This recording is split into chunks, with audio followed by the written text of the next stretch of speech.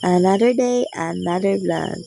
Asikaso again para kumuha ng pagkain na dadali na naman namin sa piggery. At ngayon, ang kasama ko naman ay yung mama ko kasi wala yung papa ko. Ito nga yung ganap namin. Dito nga pala kami dumaan sa kabila.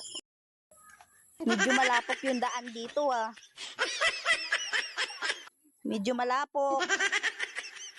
Ayan nga pala, papunta kami sa poso. Kukuha na naman kami ng tubig.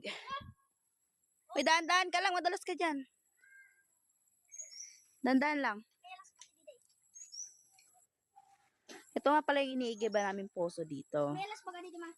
Opo. Yan. Very probinsya talaga siya.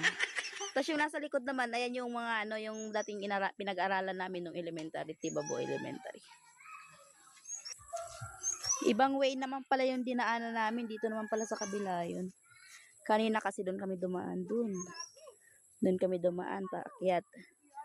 Ngayon, dito naman kami. Opo, medyo malapot nga lang. Ayan o, kita nyo ba yan? Oo nga po. Sige, kaya ko yan. Yan. Medyo siya madamo. Madamo yung ano dito, yung daanan sa kabila. Tapos patay pang nato mga kadugyot. Oo, maingay. Yung ingay. Mamput! Mas madumi siya, ay mas madamo siya kaysa dun sa kaganina, dinaanan namin. Mas medyo umulan pa dito. Kaya talagang yung lupa niya basa. Yan, yung piggery namin. Tapos yung view naman dito, yun naman yung bahay namin. Sa lola ko, sa auntie at kay Paige. Tapos kay Janelle. Ayan naman yung view niya. Nakakapagod. Dito na naman kami sa mga babies. Yan. Yan nga pala siya namin kaganina din. Ayan, nginat-ngat na naman niya.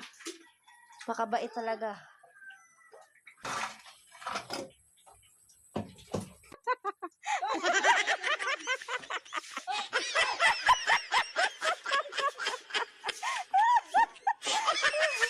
Yung anak ko pala, hindi yan sanay sa mabaho, kaya ganyan yan. Pag nakaamoy siya ng mabaho, ayan.